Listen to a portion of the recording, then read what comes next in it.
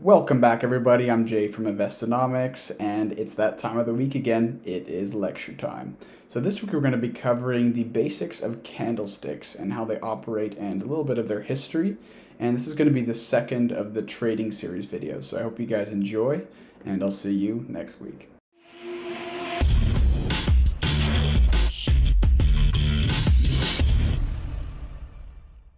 Welcome back to the channel, everyone, and today we're going to be covering Candlestick Basics, and this is the second of the trading series.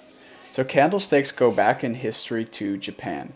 They were primarily used, at first, over 300 years ago by Japanese rice farmers to track movements in prices.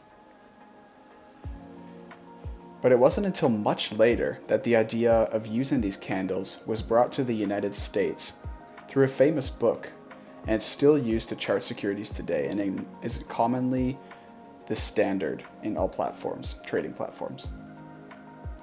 So at the most basic level, a candlestick serves to track price action or movements in price and forms a chart when many other buyers and sellers interact with one another. Each candle has an open, high, low, and a close in terms of the prices during the duration of the candle. And here's a visual representation of that. So this is the body that we see there, and the wicks are the small black endings. And the low, the open, close, and high. And I'll show you this in a moment why this is labeled like that. So the body of the bar is referred to as the real body and shows the open and close range over the duration of the candle. So it's where the candle opened and where it closed. The open close is shown this way because it depends on whether the candle is green or red, where the open and close happens. So when a candle is green, when the closing price is above the opening price. And when a candle is red, when the closing price is below the opening price. Hence why it's red, the price is falling. And this relates back to supply and demand very interestingly. So green candles exhibit excess demand, and this means that price is rising. And on the other hand, red candles exhibit excess supply, price is falling. This means there's more sellers than buyers.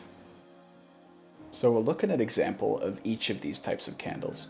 So this is a red one here, meaning that price is falling, and a green one indicates price is rising or appreciating. So the high and low here are the same, but the open and close are reversed, as you can see here. So the close is lower for the red candle and higher on the green candle.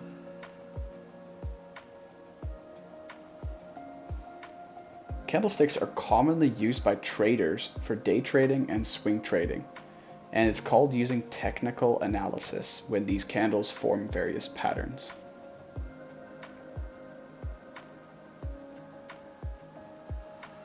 Essentially, by using candlesticks, traders recognize different patterns that are repeated and exploit these inefficiencies to make an income off of it.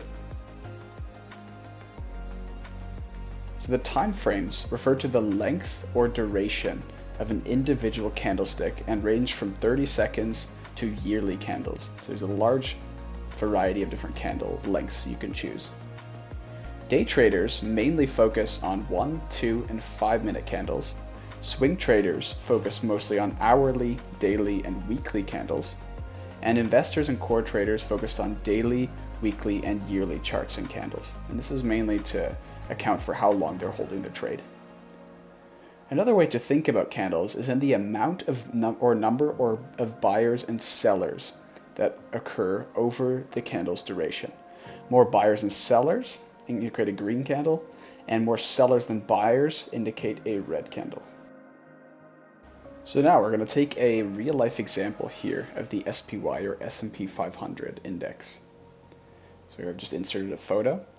And here we can take a look at these different candles and kind of how they work. And at the bottom here we have the volume, or the shares traded in that time. So here we can see this is a time frame of 2 minutes. So each candle takes 2 minutes to form.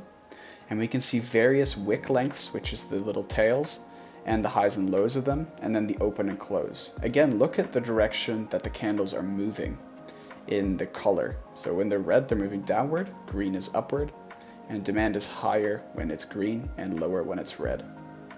So typically, where a candle forms is just as important as the color of the candle. Many traders also utilize support and resistance, which are areas where buyers or sellers step up, and I'll do a future video on this, and they use this to place their trades.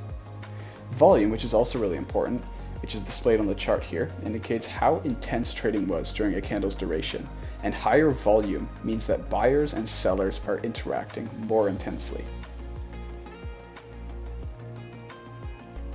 Larger candles, so with a bigger body, indicate a more intense battle over price, and this can include the wick or not. It can be the body or the whole candle. So one of these examples is a wide range candle, which I'll touch on the next video, but they indicate momentum in the direction which the candle is pushing. So it indicates a large influx of buyers or sellers. So next time we'll look at various candlestick types and what they mean. So I'll see you guys next week.